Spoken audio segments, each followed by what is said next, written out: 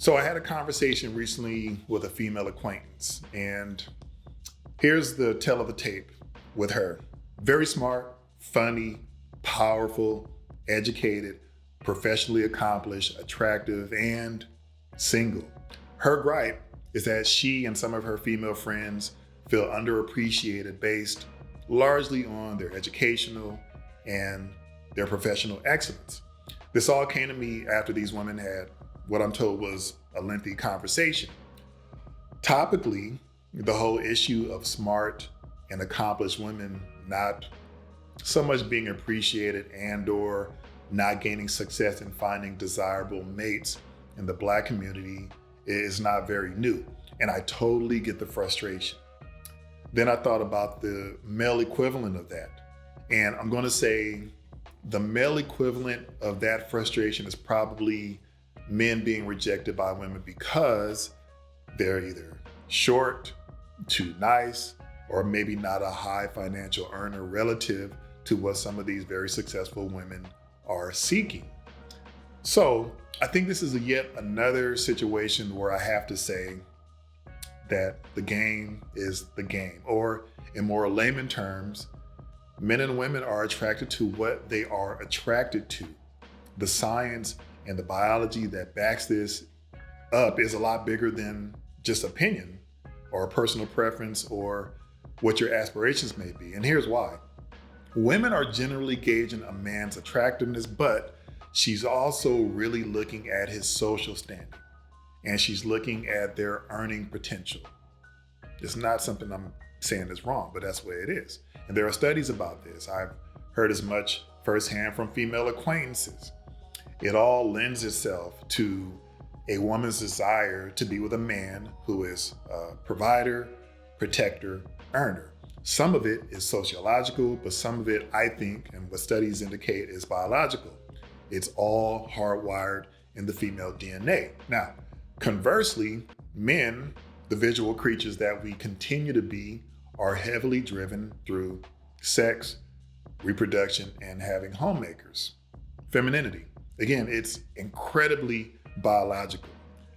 My personal feeling is that we have to be smart about attraction and traditional roles while factoring in the current times, meaning some families can't always live solely off of a man's income in some places.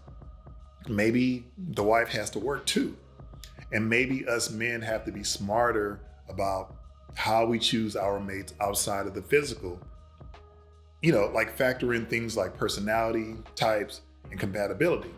I call this managing your DNA, which is basically my way of saying, like override some natural tendencies that you may have and do the intelligent thing, right? I did an episode on this, you can check it out. Now there are things we don't like across both genders.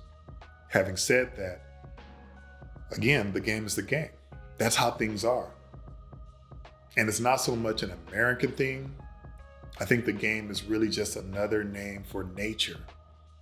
We're dealing with centuries upon centuries of human behavior, and nature always wins.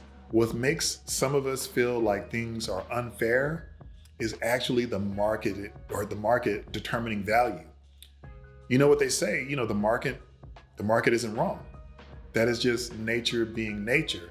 If that's the case, do we say it's unfair for the crocodile to lock onto the gazelle's neck and drag his ass into the water and eat him?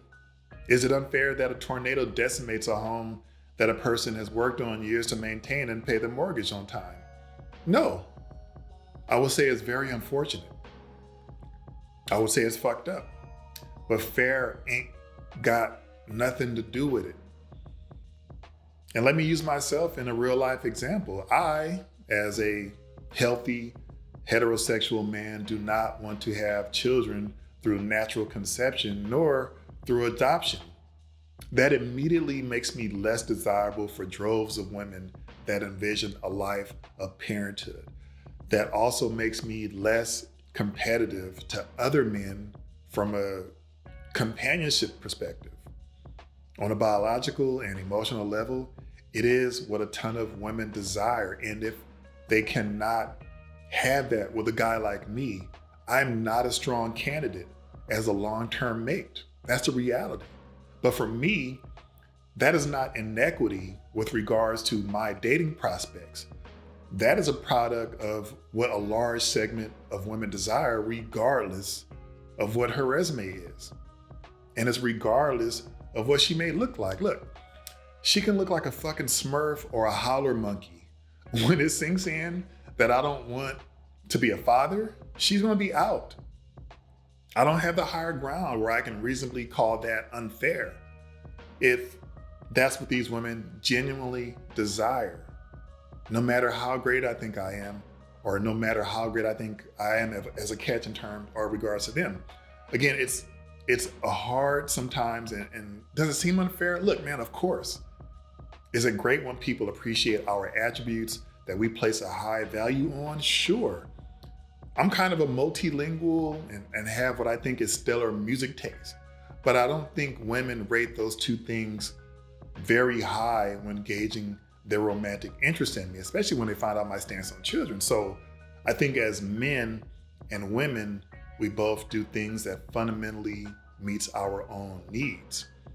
If the opposite sex happens to be on board with that, then great. That overlap in interests that we have is great. So follow a career path, educate yourself, and learn particular skills that you are interested in. Maintain the best body you can for your body type and wear the type of clothes that you like. Do that shit for yourself. But we have to accept and live with how the sexual marketplace responds to us as single people. The more you are accepting of that, and the more you are driven to pleasing yourself primarily, I think the happier and less impacted you may be based on what's happening around you or what's happening in the dating circuit. Do it for yourself.